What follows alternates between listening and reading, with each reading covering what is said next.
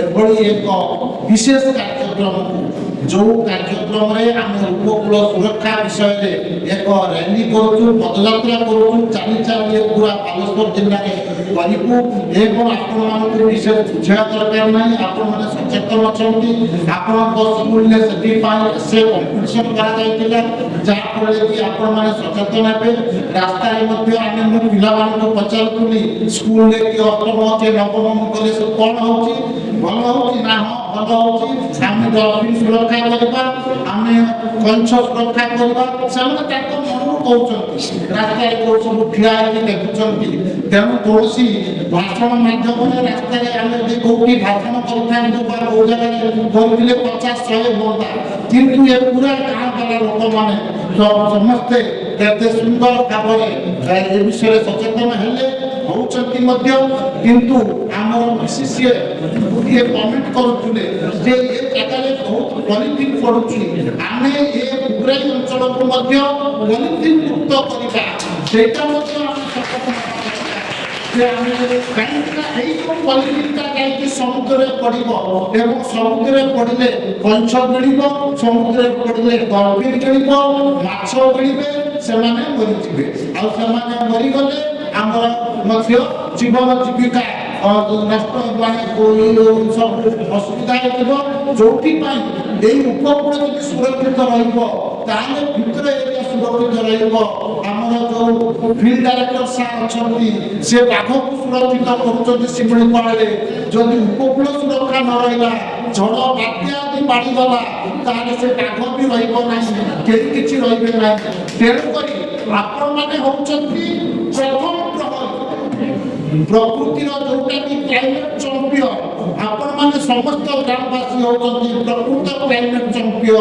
ଆପଣମାନେ ସୁରକ୍ଷା ଦେଲେ ଯେମିତି ସୈନ୍ୟ ସାମନ୍ତ ଜଗିଛନ୍ତି କୋଉଠି ନା ବଳରେ ଜଗିଛନ୍ତି ପାକିସ୍ତାନ ବଳରେ, ସେମିତି ଆପଣମାନେ ଜଗିଛନ୍ତି ଏଠି ସମୁଦ୍ର କୂଳକୁ କିଭଳି ପ୍ରାକୃତିକ ବିପର୍ଯ୍ୟୟ ନ ହେବ। ଯଦି ଏ ଉପକୂଳକୁ ସୁରକ୍ଷିତ ରଖିବେ ତାହେଲେ ଆମେ ସମସ୍ତେ ସୁରକ୍ଷିତ ରହିବା। ମୁଁ ଆଉ ବେଶୀ କିଛି କହିବିନି, ଏତିକି କହୁଛି। ଧନ୍ୟବାଦ, ନମସ୍ତେ। ଆପଣମାନଙ୍କୁ ପୁଣି ଥରେ ଏ ଜାଗାକୁ ସ୍ୱାଗତ କରୁଛି। ଧନ୍ୟବାଦ। ଦକ୍ଷିଣ ଅଞ୍ଚଳରେ ଯେଉଁ ମ୍ୟାଙ୍ଗ୍ରୋଭ୍ ଅଛି ସେ ମ୍ୟାଙ୍ଗ୍ରୋଭ୍ ଆମର ସମ୍ପଦ। ଆମକୁ ଗୋଟେ ସମୟରେ ସେ ସୁରକ୍ଷା ଦେଲା, ସେଟା ଥିଲା ୟାସ୍ ବାତ୍ୟା। ୟାସ୍ ବାତ୍ୟାରେ ଯଦି ମ୍ୟାଙ୍ଗ୍ରୋଭ୍ ନଥାନ୍ତା ତାହେଲେ ଆମେ ଅନୁଭବ କରିଛୁ ଆମେ ଧୂଳିସାତ ହେଇଯାଇଥାନ୍ତୁ ଏବଂ କେତେ ଲୋକ କ୍ଷତି ହେଇଥାନ୍ତା, କେତେ ଧନ ଜୀବନ ଲକ୍ଷ୍ୟ କ୍ଷତି ହେଇଥାନ୍ତା, ତାହା କିଛି କହିହେବ ନାହିଁ।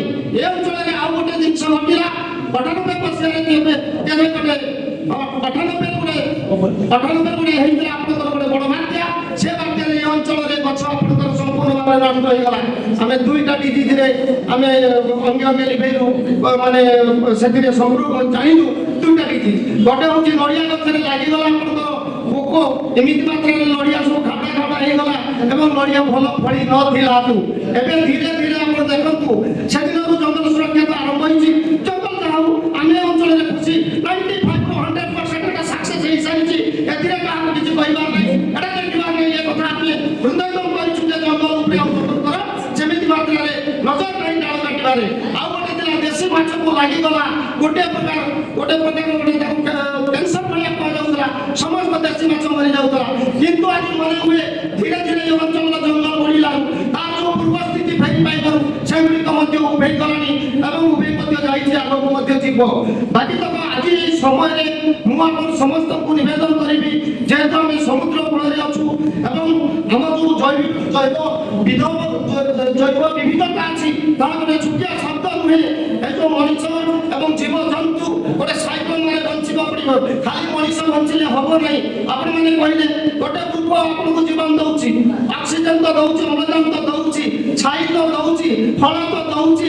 ସେ କାହାକୁ ଗାଳୁନି, କାହାକୁ ରାଗୁନି, ସେ ଭାରି ନିରୀହ ପ୍ରାଣୀ, ତାର ଜୀବନ ଅଛି। ଆପଣ ତାକୁ ଢେଲା ମାରି ଦିଅନ୍ତୁ, ସେ ଫଳ ଦେଇ ଦେଉଛି। ଖାଲି ହୁଏତ ସେ ଫଳ ଦେଇ ଦେଉଛି, ପ୍ରତିବାଦ କରିବାର ତାର କୌଣସି ପ୍ରକାର ନାହିଁ। ସେ ନମ୍ର ଭାବରେ ସହିଯାଉଛି। କିନ୍ତୁ ଆପଣମାନେ କ'ଣ କରୁଛନ୍ତି ନା ନିର୍ଦ୍ଦୟ ଭାବରେ ଏ ଜଙ୍ଗଲକୁ ପ୍ରହାର କରି ଯାଇଛନ୍ତି, କାଟି ଯାଇଛି। କିନ୍ତୁ ଏ ଜୈବ ବିବିଧତା ଭିତରେ ମଣିଷ ହେଉଛି ଶ୍ରେଷ୍ଠ ପ୍ରାଣୀ ସମସ୍ତଙ୍କଠୁ। ଏ ମଣିଷ ତାଙ୍କ ଭିତରେ ଗୋଟେ ଲିଡର। ଏ ମଣିଷ ଯଦି ଦୟା ନ କରିବ ଆଗାମୀ ଦିନରେ ଆପଣ ବାଘକୁ ମ୍ୟୁଜିୟମରେ ଦେଖିବେ ତା ଫଟୋ। ଯଦି ଏ ମଣିଷ ଦୟା ନ କରିବ ତାହେଲେ ଆପଣ ଯେତେ ପ୍ରକାର ଆପଣଙ୍କର ଜୀବଜନ୍ତୁ ଅଛି ଆଗାମୀ ପିଢ଼ି ପାଇଁ ଆମେ ସମସ୍ତେ ମ୍ୟୁଜିୟମରେ ଦେଖେଇବା ଛୁଆ ଏଇଟା ଥିଲା ଏଇଟା ନାହିଁ। ଆପଣମାନେ ଲୋକ ଅନେକ ଅଙ୍ଗେଲି ଭାଇଛନ୍ତି, ଅନେକ ପକ୍ଷୀ ମଧ୍ୟ ଏ ଅଞ୍ଚଳରେ ଥିଲେ, ଏ ଅଞ୍ଚଳରେ ମଧ୍ୟ ହରିଣୀ ଥିଲେ। ଆଜି ଯଦି ଏଇ ମଧୁବାବୁଙ୍କ ତାଙ୍କୁ ପଚାରିଲେ ତାଙ୍କ ଘରେ ତାଙ୍କର ହିଷ୍ଟ୍ରି ଅଛି ଯେ ହରିଣୀ ଏ ଅଞ୍ଚଳରେ କେତେ ଥିଲା, ଆଜି ଆମେ ତାକୁ ଦେଖିବାକୁ ପାଉନୁ। ତେଣୁ ଜୀବଜନ୍ତୁ ରହିବ, ମଣିଷ ରହିବ।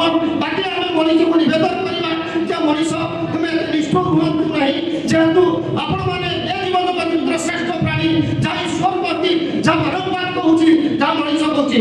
ମଣିଷ ଟିକେ ସାଧୁତା ହେଇଯାଉ, ସମସ୍ତଙ୍କ ପ୍ରତି ଦୟାରୁ, ସମସ୍ତଙ୍କ ପ୍ରତି ଆନୁଗତ୍ୟ ରହୁ, ସମସ୍ତଙ୍କ ପ୍ରତି ସ୍ନେହ ରହୁ, ସମସ୍ତଙ୍କ ପ୍ରତି ପ୍ରେମ ରହୁ। ଏ ବିଶ୍ୱ ବଞ୍ଚି ଚାଲୁ, ଏ ଭାରତ ବଞ୍ଚୁ, ଏ ଓଡ଼ିଶା ବଞ୍ଚୁ, ଭୋଗରାଇ ମଧ୍ୟ ସେଇ ଅନୁସାରେ ବଞ୍ଚୁ।